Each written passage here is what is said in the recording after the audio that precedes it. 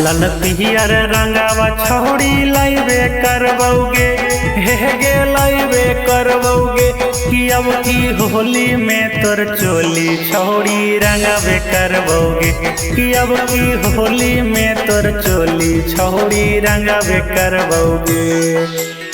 रंगवा अबीर लेके मलबे करबौगे, हे गे मलबे करबौगे कि अब की होली में तोर चोली छौड़ी रंगाबे करबौगे, कि अब की होली में तोर चोली छौड़ी रंगाबे करबौगे। कि अब की होली में तोर चोली,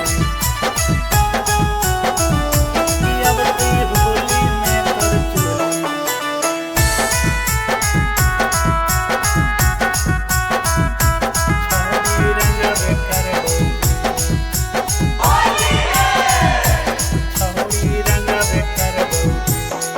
अगे ढेर दिन से रखले ही जोगा के जे सामान गे, होली में छौरी गे करबो हमने मान गे।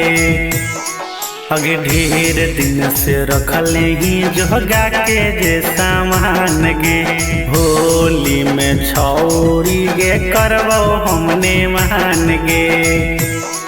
अगे सब दिन के छटकल छोड़ाइबे करबौगे, हे छोड़ाइबे करबौगे कि अब की होली में तोर चोली छौड़ी रंगाबे करबौगे, कि अब की होली में तोर चोली छौड़ी रंगाबे करबौगे।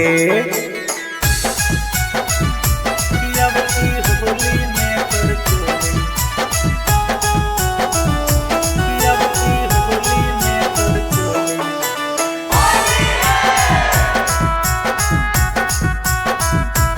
छौड़ी रंगाबे करबौगे,